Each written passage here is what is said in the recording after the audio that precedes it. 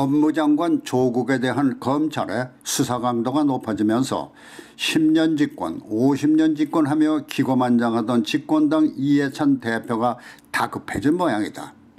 파면 팔수록 드러나는 조국의 비리 의혹이 문재인 정권의 몰락까지도 가져올 단계에 이르자 10년 집권은커녕 2년도 못 가서 무너져 내리는 것까지는 좋을지 몰라도 집권 후 다수 국민들을 외면하고 그들만의 세상으로 흥청망청 대던 죄값을 치를 생각을 하면은 모골이 송연해지는 것을 벌써 느꼈기 때문일 것이다.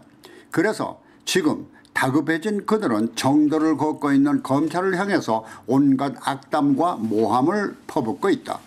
그러나 그보다는 그동안 자기 편으로 믿었던 검찰이 본연의 자세를 취하면서 이것이 그들의 약점을 들춰내는 데 대한 불안감과 함께 배신감을 느낀 나머지 악담을 퍼붓는 것 같다.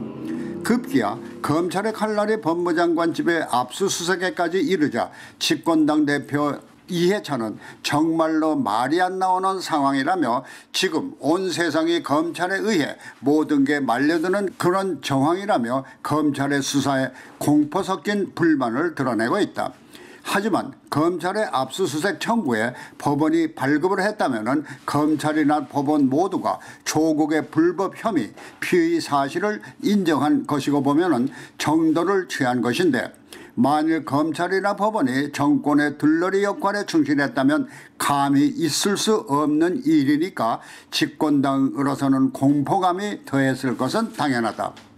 미국의 클린턴 대통령 집권 당시 모니카 루인스키라는 백악관 인턴과의 섹스 스캔들로 인한 대통령 탄핵 청문회에서 클린턴 행정부의 법무장관이 임명한 케네스 스타 특별검사는 청문회 증인으로 나와서 대통령의 비정직성을 들어 탄핵의 당위성을 주장했었다.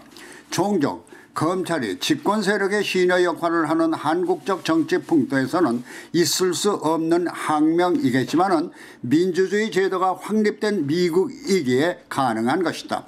그런데 이번 윤석열 검찰총장의 검찰이 대통령도 아닌 법무장관의 비리 의혹을 파헤치는 수사는 정치 검찰이 아닌 순수한 검찰의 기능을 발휘하는 것으로 적어도 국가의 장래를 염려하는 집권당이라면 비난이나 모함 대신에 격려를 하는 것이 당연하다. 그러면 왜 검찰의 당연한 수사활동을 못마땅해 하고 심지어 불안을 넘어서 공포스러워할까라는 것인데 바로 조국의 운명이 그들의 운명과 직결되어 있다는 것이다. 이미 조국의 법무장관 임명이 문재인 정권의 잘못된 판단이라는 사실은 야당이 아니더라도 대다수 국민들을 위시해서 각 대학은 물론 법조계 심지어 의학계까지 파급되며 이것이 문재인 정권의 타도 시위로까지 이어지면서 지금의 집권 세력이 불안을 느끼는 것은 당연하다. 그런데 그 불안이라는 것이 지난 보수 정권을 향해서 지금의 정권이 적폐라는 이름으로 해온 정치 보복을 그들도 당하지 않을 수 없을 것이라는 불안일 것인데 지난날의 불안함보다 더 불안을 느끼는 것은 지난날의 보수 정권보다 더 많은 잘못을 저질렀다는 것이다. 일부 지지 세력을 제어한 국민과의 불통은 물론 경제 파탄은 그렇다 치고라도 북한과 대치 상황에서 연이어 미사일을 발사하고 있는 북한의 예기치 않은 도발을 막을 수 있는 군 시설들을 일방적으로 폐기하는 이적 행위는 그들이 정권을 빼앗겼을 때 목숨을 빼앗길 수도 있다는 것이다. 그래서 정권의 몰락과 직결된 조국의 몰락을 막기 위해서 지금의 정권이 법치나 국민적 공감대는 물론 어떤 범법이라도 자행하면서 조국을 지키려 하는 것이다.